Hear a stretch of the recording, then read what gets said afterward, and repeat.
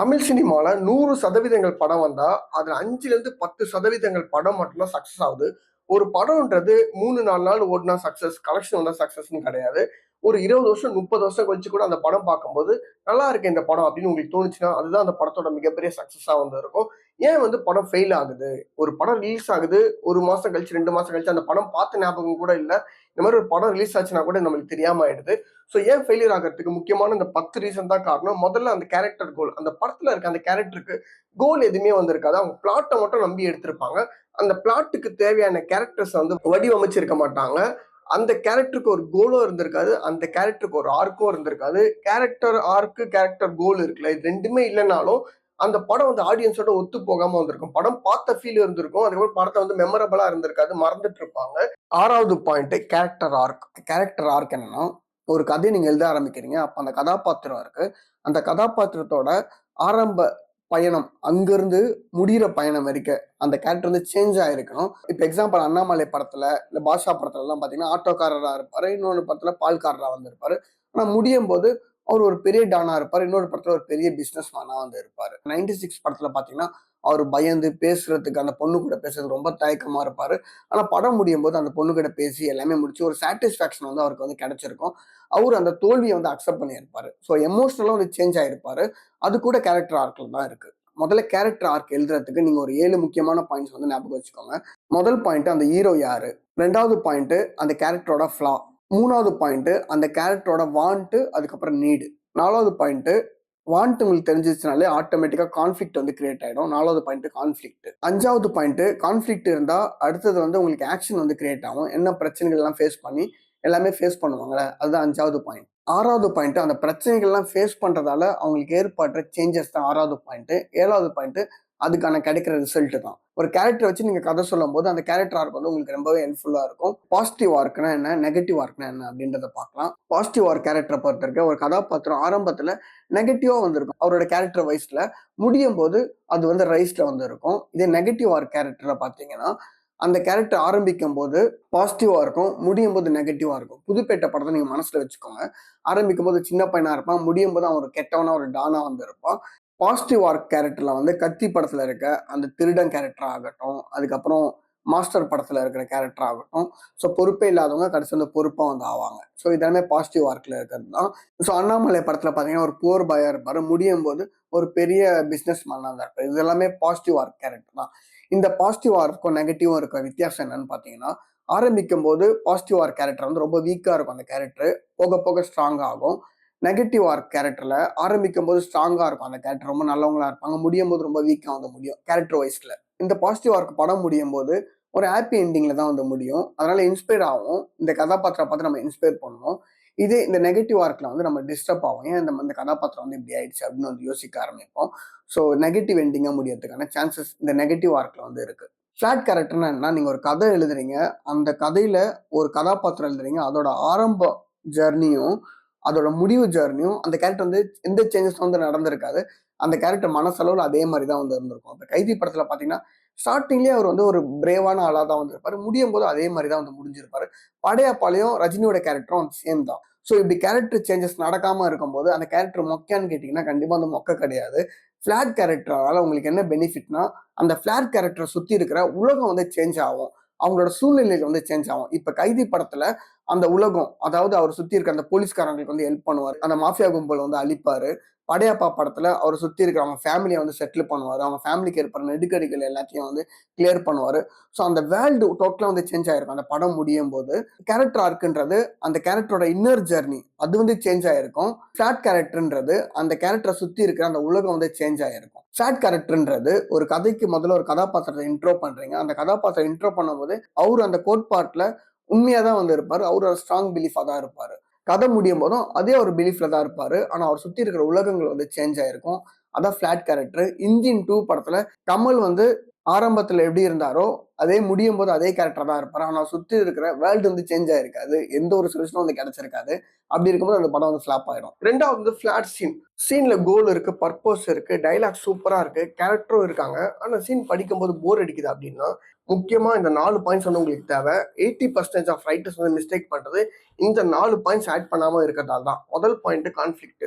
இப்போ எக்ஸாம்பிள் சேது படம் வந்து எடுத்துக்கோங்க. அந்த லவ் ப்ரொபோசல் சீன் தான் ரொம்ப இம்பார்ட்டன்டான ஒரு சீன். அந்த சீன்ல விக்ரம் வந்து ப்ரொபோஸ் பண்றாரு. அந்த அபிதான்ற பொண்ணு ஓகேன்னு சொல்லிடுச்சுன்னா இன்ஃபர்மேஷன், அதுதான் அந்த சீனோட இன்ஃபர்மேஷனே. ஃபர்ஸ்டே அது முடிஞ்சிருந்துச்சுன்னா என்ன எமோஷன் இருந்திருக்கும், என்ன டென்ஷன் இருந்திருக்கும், ஆடியன்ஸ் என்ன ஃபீல் பண்ணிருப்பாங்க, எதுவுமே வந்து நடந்திருக்காது. ஸோ இது எல்லாமே வந்து ஆட் பண்றதால தான் வந்து நடந்திருக்கு கான்ஃபிளிக்ட். அதுக்கப்புறம் அந்த பொண்ணு வந்து அந்த இடத்த விட்டு ஓடும். அது எல்லாமே பர்சனல் கான்ஃபிளிக்ட்ல வந்து வரும். ரெண்டாவது பாயிண்ட் ரியாக்ஷன். அபிதா என்ன ரியாக்ட் பண்றாங்க அந்த சீனுக்கு, அபிதா பண்றதால விக்ரம் என்ன ரியாக்ஷன் கொடுக்குறாரு. மூணாவது பாயிண்ட் ஸ்டேக்ஸ். அந்த பொண்ணு லவ் ப்ரொபோஸ் பண்ணனா அவரோட இதே வந்து நொறுங்கிடும். அவர் பண்ற விஷுவல் சப்டெக்ஸ்ட்ல அந்த பொண்ணை அடிப்பாரு, திட்டுவாரு, வாடி போடினுவாரு. ஒரு காலத்துல ரொம்ப சந்தோஷமா இருந்தேன்டி. மாத்தி மாத்தி பெயின் பார்க்க வேண்டியது. என்னதான் அவர் பண்ணாலுமே அவர் லவ் வந்து எக்ஸ்பிரஸ் பண்றாரு. அவர் லவ் வந்து ரொம்ப ட்ரூவா இருக்கு அப்படின்றது ஆடியன்ஸ்க்கு வந்து புரிய ஆரம்பிக்கும். 80% ஆஃப் ரைட்டர் வந்து மிஸ்டேக் பண்றது இந்த விஷயங்கள் தான். இந்த விஷயங்கள் உங்களோட சீன்ல வந்து ஆட் ஆயிருக்கா அப்படின்றத பாத்துக்கோங்க. மூணாவது பாயிண்ட் வீக் வில்லன். வீக் வில்லன்றது அந்த கேரக்டரோட கான்ஃபிளிக்ட், இன்னர் ஃபிளாவா இருக்கலாம். அந்த கேரக்டரோட கோலுக்கு ஆப்போசிட்டா இருக்கிறது எல்லாமே வில்லன் தான்.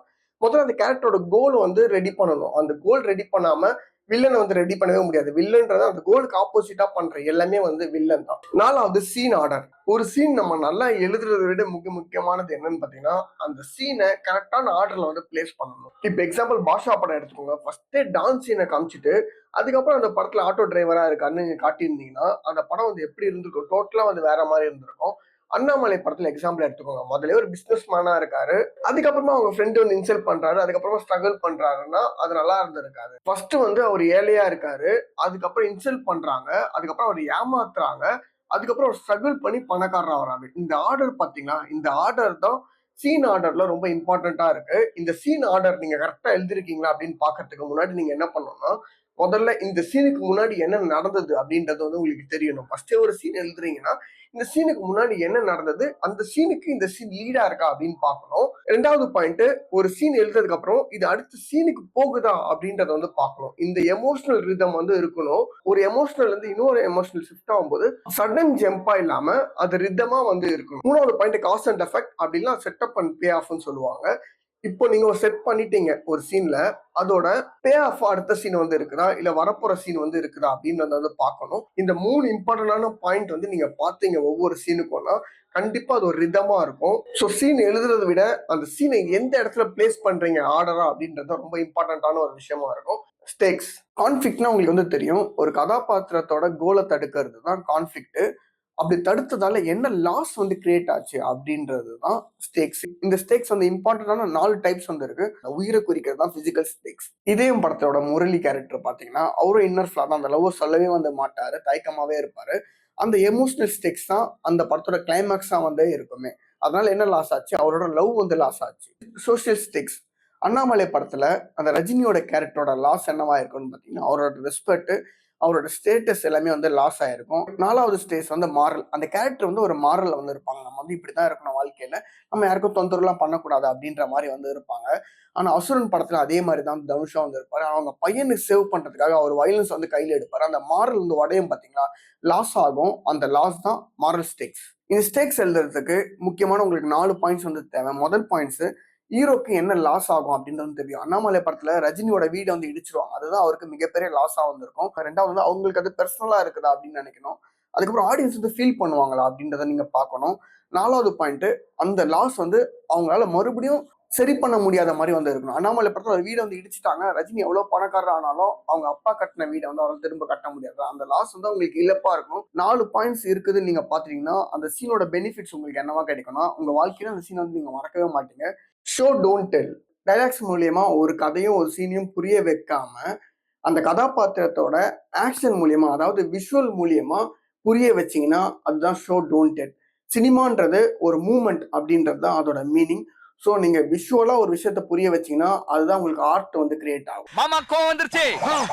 ஒருத்தவன் கோவத்துல இருக்கிறான் அப்படின்னு நம்ம சொன்னோம்னா அது டைலாக். ஒருத்தவன் கோவத்துல இருக்கான், டேபிள வந்து உடைக்கிறான், இல்ல கைய முறுக்குறான் அப்படின்னு நினைச்சீங்கன்னா, அதுதான் வந்து விஷுவல். அதுதான் வந்து அந்த கேரக்டரோட ஆக்ஷன். இப்ப எக்ஸாம்பிள் பாஷா படத்துல ரஜினிய வந்து கட்டி வச்சு வந்து அடிப்பாங்க. ரஜினி வந்து அவங்க ஃபேமிலிக்காக வந்து அடி வாங்குவாரு. ரஜினி ஒரு பெரிய டான். அவங்க ஃபேமிலிக்காக அடி வாங்குறாரு. அவரு அந்த வயலன்ஸ வந்து அவாய்ட் பண்றாரு. இது எல்லாமே வந்து விஷுவலா நம்மளுக்கு வந்து தெரியும். நம்மளுக்கு வந்து புரியும். விஷுவலா அந்த படம் பார்க்கும்போதே. இதுவே அதே சீனையே ஆனந்த் ராஜ் கிட்ட வந்து ரஜினி வந்து சொல்றாருன்னு வச்சுக்கோங்க. நான் ஒரு பெரிய டான். என்னோட ஃபேமிலிக்காக நான் அடி வாங்குறேன். நீ என்ன அடிச்சுக்கோ. நான் வந்து தாங்கிக்கிறேன் அப்படின்னு ரஜினி சொன்னாருன்னா, அந்த சீன் வந்து எப்படி இருந்திருக்கும்னு பாருங்க. ஸோ விஷுவலா நம்மளுக்கு அது புரியிற மாரி அந்த சீன் வந்து இருக்கிறதால தான் அது ஒரு மெமரபிள் சீனா வந்து இருக்கு. டயலாக்ஸ் மூலியமா நம்ம புரிய வச்சோம்னா, அந்த சீன் வந்து வீக்கா இருக்குன்னு அர்த்தம். விஷுவல் மூலியமா அந்த சீன் நம்மளால புரிய வைக்க முடியும் அப்படின்னு நினைச்சோம்னா, அந்த சீன் வந்து ஸ்ட்ராங்கா இருக்குன்னு அர்த்தம். விஷுவலால புரிய வைக்க முடியாதத நம்ம டயலாக்ஸால வந்து புரிய வைக்கலாம். விஷுவலால புரிய வைக்கிறத நம்ம டயலாக்ஸால புரிய வைக்கக்கூடாது. ஷோ டோன்ட் டெல்லோட மீனிங் என்னன்னா, விஷுவலா சொல்லுங்க, டயலாக்ஸா சொல்லாதீங்க. Cause and effect. அந்த சீன்ல உங்களுக்கால கனெக்டே பண்ண முடியலன்னா, காஸ் அண்ட் எஃபெக்ட் வந்து மிஸ் ஆயிருக்குன்றது அர்த்தம். காஸ் அண்ட் எஃபெக்ட் எழுதுறதுக்கு முக்கியமான இந்த 2 இம்பார்ட்டன்டான பாயிண்ட்ஸ் வந்து தேவை. Character decision. அந்தேல் நாட்கள் படத்துல ராஜேஷ் கேரக்டர் அவர் என்ன டெசிஷன் எடுக்காருன்னு பாத்தீங்கன்னா, அவரோட ஒய்ஃப அவர் லவர் கூட வந்து சேர்த்து வைக்கணும். அதுதான் அவர் வந்து டெசிஷன் எடுக்கிறாரு. அந்த டெசிஷன் தான் காசு. இந்த காசு வந்து என்ன கிரியேட் பண்ணுதுன்னா, அந்த இடத்துல ஒரு டென்ஷன் வந்து கிரியேட் பண்ணுது. இப்போ ரிசல்ட் அவர் எடுத்த டெசிஷனுக்கு என்ன ரிசல்ட் வந்திருக்குன்னா, பாக்கியராஜ் வந்து ஒரு டைலாக் வந்து சொல்றாரு. என்ற காதலி உங்களுக்கு மனைவி ஆயிட்டு வரும், ஆனால் உங்கள் மனைவி எனக்கு காதலி ஆயிட்டு வராது. அவர் சொல்ற அந்த ரிசல்ட்டோட ரீசன் பாத்தீங்கன்னா ரொம்ப ஸ்ட்ராங்கா லாஜிக்கா வந்து இருந்தது அந்த டைம்ல. ஸோ அதனால அந்த படம் வந்து ஓடிச்சு. அந்த ரிசல்ட் வந்து அக்செப்டபிளா இருந்துச்சு. ஒரு எமோஷன் வந்து கிரியேட் ஆச்சு. இதே ரிசல்ட் அம்பிகாவோட கேரக்டர் வந்து சொல்லியிருக்காங்க. நான் வந்து ராஜேஷ் அந்த கேரக்டர் கூடயே வாழ்றேன், பாக்கியராஜ் அவர் கூட வாழல அப்படின்னு சொன்னா பாக்கியராஜ் அந்த இடத்த விட்டு போயிட்டாலும் சேம் ரிசல்ட் தான். பட் ரீசன் வந்து ஸ்ட்ராங்கா வந்து இருந்திருக்காது. அந்த இடத்துல ஸ்ட்ராங்கா இருந்ததுக்கு முக்கியமான ரீசன் இந்த காசு தான். அந்த ஹஸ்பண்ட் எடுத்த டெசிஷனுக்கு அவர் சொல்ற அந்த டைலாக் தான் அந்த இடத்துல வந்து ஸ்ட்ராங்கா வந்து இருக்கு. ரிசல்ட் ஸ்ட்ராங்கா இருந்தா தான் அந்த காசுக்கு உண்டான எஃபெக்ட் வந்து நம்மளுக்கு வந்து கிடைக்குமே. இப்ப நான் வீடியோ பண்ணணும்னு நினைக்கிறேன், பேட்டரி லோ ஆகுது. அதுதான் வந்து காசு. நான் ஒரு இம்பார்ட்டன்டான பாயிண்ட்ஸ் பேசலாம்னு நினைக்கும் போது கேமரா ஆஃப் ஆயிடுச்சுன்னு வச்சுக்கோங்க. அதுதான் வந்து ரிசல்ட். அதுதான் எஃபெக்ட். லாஸ்ட் பாயிண்ட் ரொம்ப இம்பார்ட்டன்டான பாயிண்ட். நம்ம ஒரு ஸ்கிரிப்ட வந்து எழுதிட்டோம். அதுக்கப்புறம் நம்மளுக்கு இன்ஃபர்மேஷன் கிடைக்குது. யாராச்சும் ஏதாச்சும் கரெக்ஷன் சொல்றாங்க. அது நம்மளுக்கு வேல்யூபிளா தோணுது. ஆனா நம்ம ஸ்கிரிப்ட்ல வந்து ஆட் பண்ண மாட்டோம். நம்ம எழுதுனது தான். அதுக்கப்புறம் எதுக்கு தேவையில்லாம அழிச்சிட்டு எழுதணும் அப்படின்ற மைண்ட் செட் இருக்கவே கூடாது. ஸ்கிரிப்டை வந்து ரீரைட் பண்ணணும் அப்படின்னு நினைச்சிட்டே இருக்கணும். அப்பதான் ஏதாச்சும் இன்ஃபர்மேஷன் அவங்களுக்கு ஆட்டோமேட்டிக்கா வந்து கிடைக்க ஆரம்பிக்கும். அவங்க ரீரைட் பண்றதுக்கான சான்சஸ் வந்து நிறைய இருக்கும். ரீரைட் பண்ணதான் அந்த ஸ்கிரிப்ட் வந்து மெருகேத்திட்டே இருக்கும். ஒரு சிற்பத்தை வந்து செதுக்க செதுக்க தான் அது உருவம் கிடைக்கிற மாதிரி நீங்க ரீரைட் பண்ணதான் அந்த ஸ்கிரிப்டோட ஸ்டோரி வந்து ரொம்ப விசிபிளா வந்து தெரிய ஆரம்பிக்கும் ஆடியன்ஸ்க்கு. அவங்க மனசுல மெமரபிளா வந்து நிற்கும். இந்த 10 மிஸ்டேக்கும் இப்ப பண்றதால தான் படங்கள் வந்து மனசுல வந்து நிக்க மாட்டுது. ஒரு 3 நாள் 4 நாள் ஓடுனதுக்கு அப்புறம் மறந்துடும். நம்மளே தியேட்டர்ல போய் பாக்குறோம். இந்த படம் நம்ம பார்த்தோமா அப்படின்ற மாதிரி ஞாபகம் வர ஆரம்பிச்சுது. ஸோ அவங்க மெமரபிளா இருக்கணும் படம்னா இது எல்லாமே வந்து கடைப்பிடிக்கணும். இப்படி இருந்தாதான் படம் வந்து மெமரபிளா லாஸ்ட் வரைக்கும் வந்து இருக்குமே. ஸோ என்னோட தகவல் உங்களுக்கு பிடிச்சிருந்துச்சுன்னா என்னோட பேஜை வந்து ஃபாலோ பண்ணுங்க.